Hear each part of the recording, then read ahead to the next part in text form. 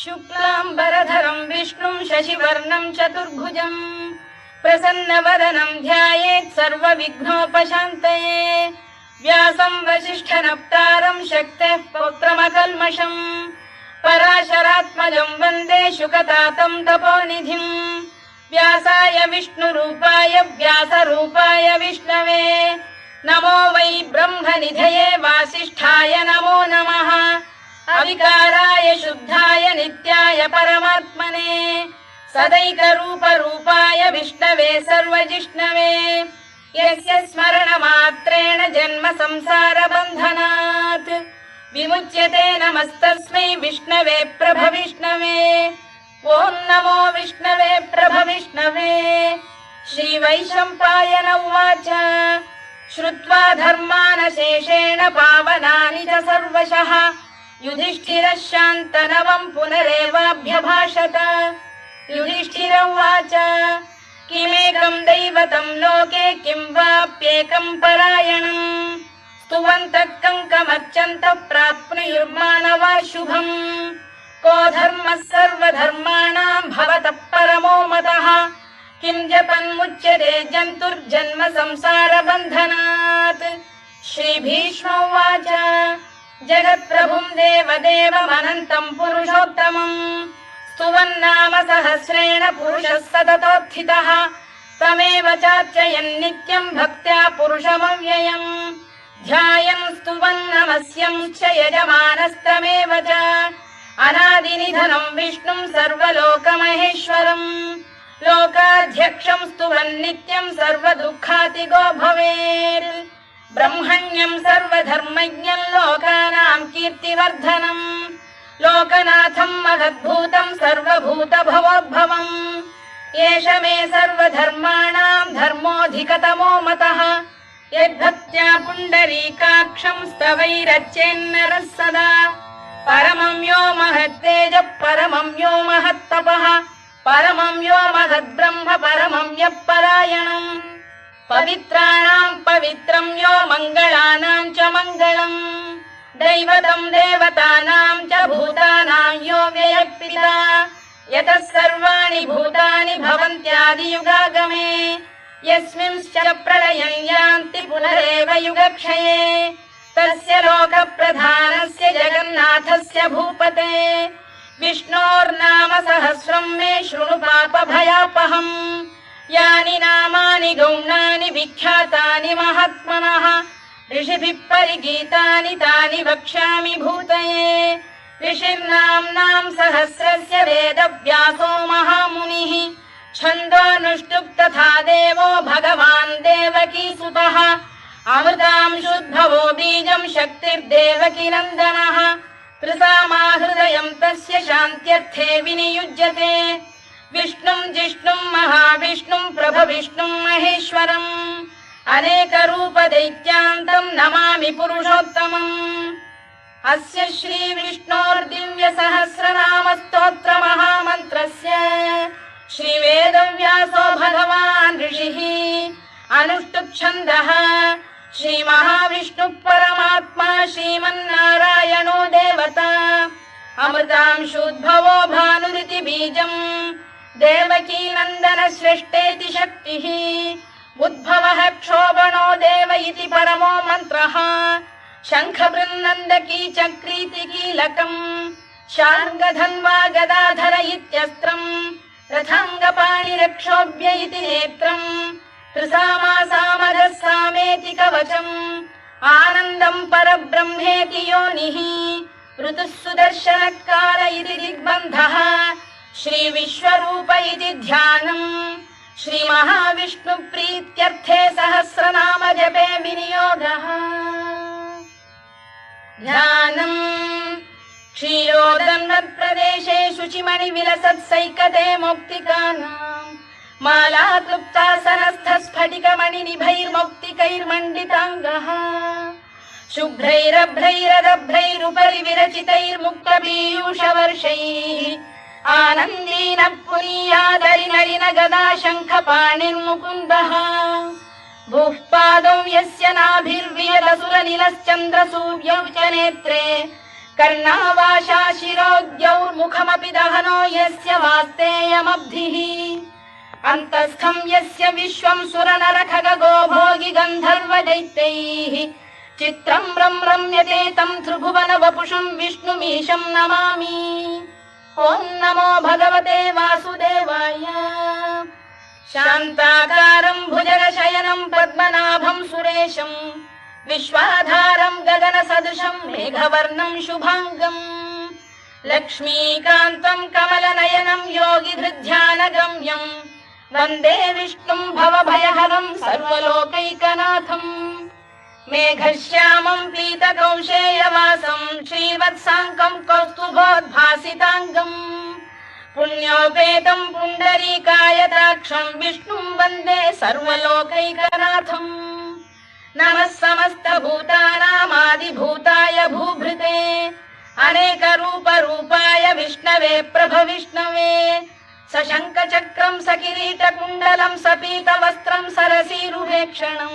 सहारवक्षस्थलशोभिकौस्तुभं नमामि विष्णुं शिरसा चतुर्भुजम् छायायां पारिजातस्य हेमसिंहासनोपरि आसीनमम्बुदश्याममायताक्षमलङ्कृतम्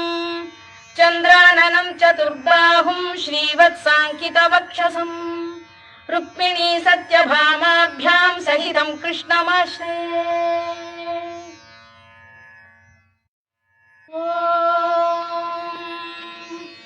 विश्वं विष्णुर्वषत्कारो भूतभव्य भवत्प्रभुः भूतभृद्भावो भूतात्मा भूतभावनः भूतात्मा परमात्मा च मुक्तानां परमागतिः अव्ययः पुरुषः साक्षी क्षेत्रज्ञोऽक्षर एव च योगो योगविदां नेता प्रधानपुरुषेश्वरः नारसिंहवपुः श्रीमान् केशवः पुरुषोत्तमः सर्वः शर्व शिवस्थाणुर्भूतादिर्निधिरव्ययः सम्भवो भावनो भर्ता प्रभवः प्रभुरीश्वरः स्वयंभूः शम्भुरादित्यः पुष्कराक्षो महास्वनः अनादिनिधनो धाता विधाता धातुरुत्तमः अप्रमेयो ऋषिकेशः पद्मनाभोऽमरप्रभुः विश्वकर्मा मनुस्पष्टा स्थविष्ठस्थविरो ध्रुवः अग्राह्यः शाश्वतः कृष्णो लोहिताक्षप्रदर्दनः प्रभूतस्त्रिककुब्धाम पवित्रं मङ्गलं परम् ईशान प्राणद प्राणो ज्येष्ठः श्रेष्ठः प्रजापतिः हिरण्यगर्भो भूगर्भो माधवो मधुसूदनः ईश्वरो विक्रमी धन्वी मेधावी विक्रमक्रमः अनुत्तमो दुराधर्षः कृतज्ञः कृतिरात्मवान् सुरेशः शरणं शर्म विश्वरेता प्रजाभवः अघः संवत्सरो व्याल प्रत्ययः सर्वदर्शनः अजः सर्वेश्वरः सिद्धः सिद्धिः सर्वादिरच्युतः वृषाकपिरमेयात्मा सर्वयोगविनिःसृतः वसुर्वसुमनः सत्यः समात्मा संमितः समः अमोघः पुण्डरीकाक्षो वृषकर्मा वृषाकृतिः रुद्रो बहुशिरा बभ्रुर्विश्वयोनिश्चुतिश्रवाः अमृतः शाश्वतस्थाणुर्वरारोहो महातपाः सर्वगः सर्वविद्भानुर्विश्वक्सेनो जनार्दनः वेदो वेदविदव्यङ्गो वेदाङ्गो वेदवित्कविः लोकाध्यक्षः सुराध्यक्षो धर्माध्यक्षः कृताकृतः चतुरात्मा चतुर्व्यूहश्चतुर्दंष्टश्चतुर्भुजः भ्राजिष्णुर्भोजनं भोक्ता सहिष्णुर्जगदादिजः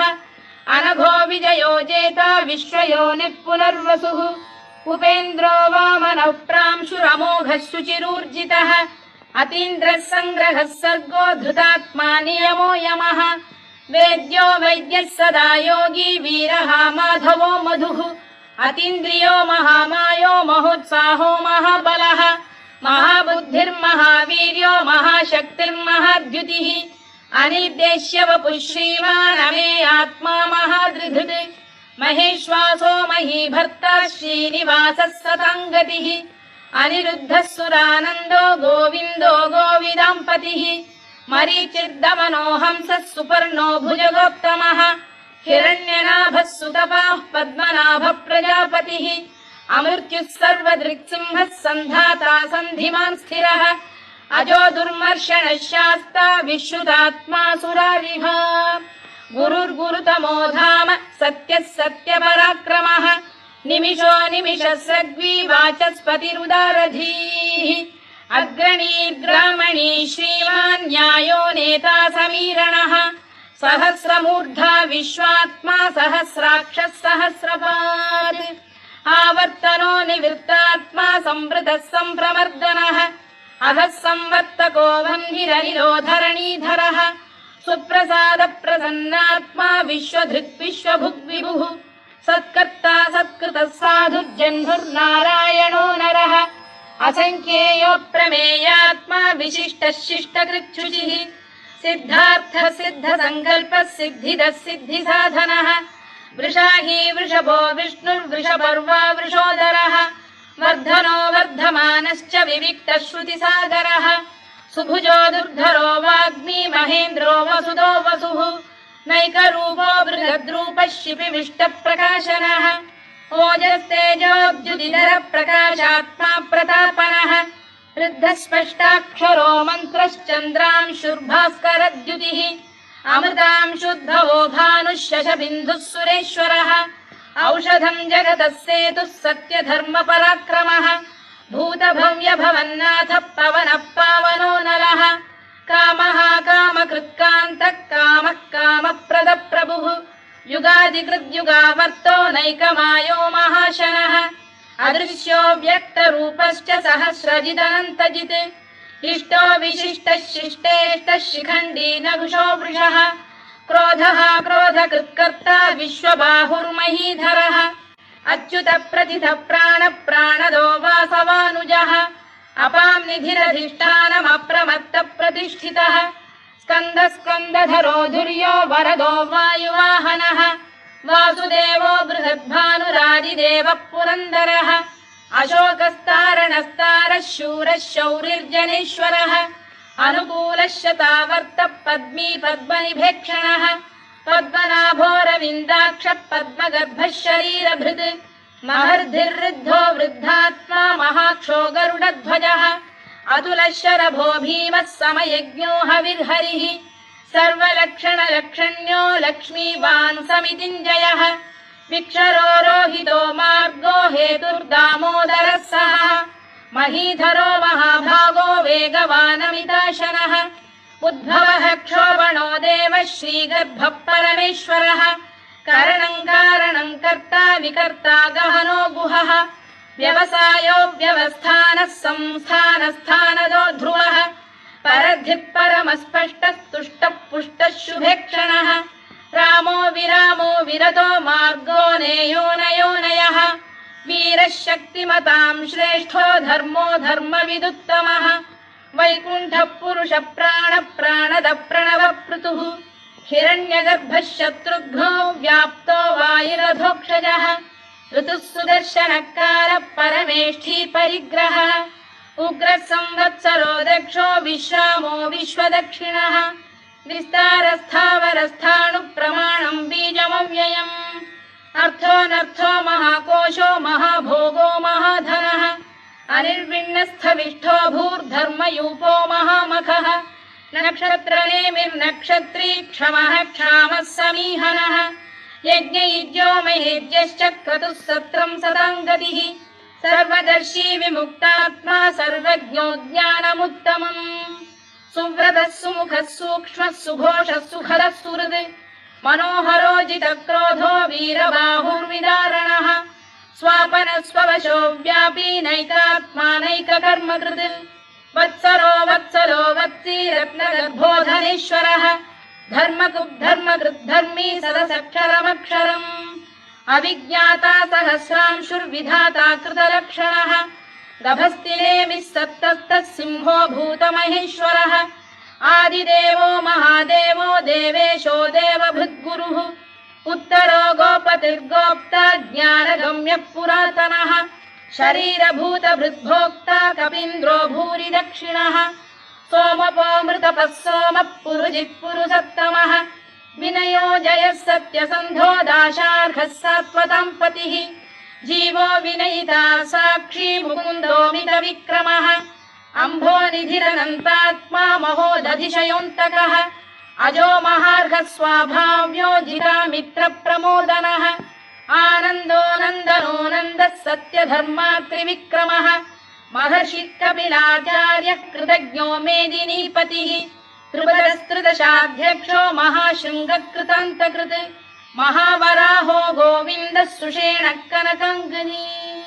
गुह्यो गभीरो गहनो गुप्तश्चक्रगदाधरः मेधास्वाङ्गोजितः कृष्णो दृढः सङ्कर्षणोच्युतः वरुणो वारुणो वृक्षः पुष्कराक्षो महामनाः भगवान् बलहानन्दी वनमाली हलायुधः आदित्यो ज्योतिरादित्यः सहिष्णुर्गतिसप्तमः सुधन्वाखण्ड परशुर्दारुणो द्रविणप्रदः दिवस्पृक् सर्वदृग्व्यासो वाचस्पतिरयो निजः त्रिसामासामगः साम निर्वाणम् भेषजम् भिषज सन्न्यासकृच्छमः शान्तो निष्ठा शान्तिः परायणम् शुभाङ्गः शान्तिदः स्रष्टा कुमुदः कुवलेशयः गोहितो गोपतिर्गोप्ता वृषभाक्षो वृषप्रियः अनिवर्ती निवृत्तात्मा संक्षेप्ताक्षेमकृत् शिवः श्रीवत्सवक्षः श्रीवासः श्रीपतिः श्रीमताम्बरः श्रीधः श्रीशः श्रीनिवासः श्रीनिधिः श्रीविभावनः श्रीधर श्रीकर श्रेयः श्रीमान् लोकत्रयाश्रयः स्वक्षः स्वङ्गः शतानन्दो नन्दिर्ज्योतिर्गणेश्वरः विजितात्मा विधेयात्मा सत्कीर्तिश्छिन्न संशयः उदीर्णः सर्वतश्चक्षुरनीशः शाश्वतः स्थिरः भूषयो भूषणो भूतिर्विशोकः शोकनाशनः अर्चिष्मानर्चितः कुम्भो विशुद्धात्मा विशोधनः अनिरुद्धो प्रतिरथः प्रद्युम्नो मितविक्रमः कालनेमिनिः वीरः शौरिः शूरजनेश्वरः त्रिलोकात्मा त्रिलोकेशः केशवः केशिः हरिः कामदेवः कामपालः कामी कान्तकृतागमः अनिर्देश्य वपुर्विष्णुर्वीरोऽनन्तो धनञ्जयः ब्रह्मण्यो ब्रह्मकृद्ब्रह्मा ब्रह्म ब्रह्मविवर्धनः ब्रह्मविब्राह्मणो ब्रह्मी ब्रह्मज्ञो ब्राह्मणप्रियः महाकमो महाकर्मा महातेजा महोरगः महाक्रतुर्महायज्वा महायज्ञो महाहविः स्तव्यस्तव प्रियस्तोत्रम् स्तुतिस्तोतारणप्रियः पूर्णः पूरयिता पुण्यः पुण्यकीर्तिरनामयः मनोजवस्तीर्थकरो वसुरेता वसुप्रदः वसुप्रदो वासुदेवो वसुर्वसुमनाहविः सद्गतिः सत्कृतिः सत्ता सद्भूतिः सत्परायणः शूरसेनो यदुश्रेष्ठः सन्निवासः सुयामुनः भूतावासो वासुदेवः सर्वासु निलयो नलः दर्पः दर्पदो दृप्तो दुर्धरोऽथा पराजितः विश्वमूर्तिर्महामूर्तिर्दीप्तमूर्तिरमूर्तिमान् अनेकमूर्तिरव्यक्तः शतमूर्तिः शताननः एकोनैकः स वक्र किं यत्तत्पदमनुत्तमम् लोकबन्धुर्लोकनाथो माधवो भक्तवत्सलः सुवर्णवर्णो हेमाङ्गो वराङ्गश्चन्दनाङ्गदी वीरः विषमः शून्यो घृता क्षीरचरश्चरः अमानी मानदो मान्यो लोकस्वामी त्रिलोकधृत् सुमेधा मेधजो धन्यः सत्यमेधाधराधरः तेजो वृषोद्युतिधरः सर्वशत्रभृताम्बरः प्रग्रहो निग्रहो व्यग्रो नैकशृङ्गो गदाग्रजः चतुर्मूर्तिश्चतुर्बाहुश्चतुर्व्यूहश्चतुर्गतिः चतुरात्मा चतुर्भावश्चतुर्वेदविदेकपात् समावर्तो निवृत्तात्मा दुर्जयो दुरतिक्रमः दुर्लभो दुर्गमो दुर्गो दुरावासो दुरारिः शुभाङ्गो लोकसारङ्गः स्तुतन्तु स्तन्तु वर्धनः इन्द्रकर्मा महाकर्मा कृतकर्मा कृतागमः उद्भवः सुन्दरः सुन्दो रत्ननाभः सुलोचनः अर्को वाजसनः शृङ्गी जयन्तः सर्वविजयी सुवर्णबिन्दुरक्षोभ्यः सर्ववागीश्वरेश्वरः महाह्रदो महागर्तो महाभूतो महानिधिः कुमुदः कुन्दरः कुन्दः पर्जन्यः पावनोऽनिलः अमृताशोऽमृतवपुः सर्वज्ञः सर्वतोमुखः सुलभः सुव्रतः सिद्धः शत्रुजिच्छत्रुतापनः न्यग्रोधोदुम्बरोश्चतश्चाणूरान्ध्रैषूदनः सहस्रार्चिः सप्तजिह्वः सप्तैधाः सप्तवाहनः अमूर्तिरनघोचिन्त्यो भयकृद्भयनाशनः अणुबृहत्कृशस्थूलो गुणभिर्निर्गुणो महान् अधृतस्वधृतस्वास्य प्राग्वंशो वंशवर्धनः धारभृत्कथितो योगी योगीशः सर्वकामदः आश्रमश्रमणः क्षामः सुपर्णो वायुवाहनः धनुर्धरो धनुर्वेदो दण्डो दमयिता दमः अपराजितः सर्वसहो नियन्ता नियमो यमः सत्त्ववान् सात्विकः सत्यः सत्यधर्मपरायणः अभिप्रायप्रियार्होः प्रियकृत्प्रीतिवर्धनः विहाय सगदिर्ज्योतिः सुरुचिर्कुतभुग्विभुः रविर्विरोचनः सूर्यः सवितारविलोचनः अनन्तो हुतभुग्भोक्ता सुखदो नैकजोऽग्रजः अनिर्विण्णः सदामर्षी लोकाधिष्ठानमद्भुतः सनात्सनातनतमः कपिलः कपिरव्ययः स्वस्तिदः स्वस्तिकृत् स्वस्ति स्वस्तिभुक् स्वस्ति दक्षिणः आरौद्रः कुण्डली चक्री विक्रम्यूर्जितशासनः शब्दातिगः शब्दसः शिशिरः शर्वरीकरः अक्रूरपेशलो दक्षो दक्षिणः क्षमिणाम्बरः विद्वत्तमो वीतभयः पुण्यश्रवणकीर्तनः उत्तारणो दुष्कृतिः पुण्यो दुःस्वप्ननाशनः वीरः रक्षणः सन्तो जीवनपर्यवस्थितः अनन्तरूपोऽनन्तश्रीर्जितमन्युर्भयापहः चतुरश्रो गभीरात्मा विदिशो व्यादिशो दिशः अनादिर्भूर्भुवो लक्ष्मी सुवीरो रुचिराङ्गदः जननो जनजन्मादिर्भीमो भीमपराक्रमः आधारनिलयो धाता पुष्पहास प्रजागरः ऊर्ध्वगः सत्पथाचार प्राणद प्रणवप्रणः प्रमाणम् प्राणनिलय प्राणभृत्प्राणजीवनः तत्त्वम् तत्त्वविदेकात्मा जन्म मृत्युजरातिगः भूर्भुवः स्वस्तरुस्तारः सविता प्रपितामहः यज्ञो यज्ञपतिर्यज्वा यज्ञाङ्गो यज्ञवाहनः यज्ञभृद्यज्ञकृद्यज्ञी यज्ञभुग्यज्ञसाधनः यज्ञान्तकृद्यज्ञगुह्यमन्नमन्नाद एव च आत्मयोनिः स्वयं जातो वैखानः सामगायनः देवकीनन्दनः स्रष्टा क्षितीशः पापनाशनः शङ्खबृन्नन्दकी चक्री शार्ङ्गधन्वा गदाधरः रथाङ्गपाणिरक्षोभ्यः सर्वप्रहरणायुधः सर्वप्रहरणायुधवोन्नम इति वनमाली गरीशाङ्गी शङ्खी चक्री च नन्दकी श्रीमान्नारायणो विष्णुर्वासुदेवोऽभिरक्षतु वनमाली गरीशाङ्गी शङ्खी चक्री च नन्दकी श्रीमान्नारायणो विष्णुर्वासुदेवोऽभिरक्षतु वनमाली गरीशाङ्गी शङ्खी चक्री च नन्दकी श्रीमान्नारायणो विष्णुर्वासुदेवोऽभिरक्षतु इतीदम् कीर्तनीयस्य केशवस्य महात्मनः नाम्नाम् सहस्रम् दिव्यानामशेषेण प्रकीर्तितम् य इदम् शृणुयान् नित्यम् यश्चापि परिकीर्तयेत् नाशुभम् प्राप्नुयात् किञ्चित् सोमुत्रेह च मानवः वेदान्तको ब्राह्मणः स्यात् क्षत्रियो विजयी भवेत् वैश्यो धनसमृद्धः स्यात् शूद्रः सुखमवाप्नुयात् धर्मार्थी प्राप्नुयात् धर्ममर्थार्थी चार्थमाप्नुयात् कामानवाप्नुयात् कामी प्रजार्थी चाप्नुयात् प्रजाम् भक्तिमान् यः सदोत्थाय शुचिस्तद्गतमानसः सहस्रम् वासुदेवस्य नाम्नामेतत्र कीर्तयेत् यशः प्राप्नोति विपुलम् याति प्राधान्यमेव च अचलाम् श्रियमाप्नोति श्रेयः प्राप्नोत्यनुत्तमम् न भयम् क्वचिदाप्नोति वीर्यम् तेजश्च विन्दति भवत्य रोगोद्युतिमान् बलरूपगुणान्वितः रोगार्तो मुच्यते रोगात् बद्धो मुच्येत बन्धनात् भयान्मुच्येत भीतस्तु मुच्येतापन्न आपदः दुर्गाण्यतितरत्याशु पुरुषः पुरुषोत्तमम् सुवन्नाम सहस्रेण नित्यम् भक्तिसमन्वितः वासुदेवाश्रयो मर्त्यो वासुदेवपरायणः सर्वपापविशुद्धात्मा याति ब्रह्म सनातनम् न वासुदेव भक्तानाम् अशुभम् विद्यते क्वचित् जन्म मृत्युजरा व्याधि भयम् नैवोपजायते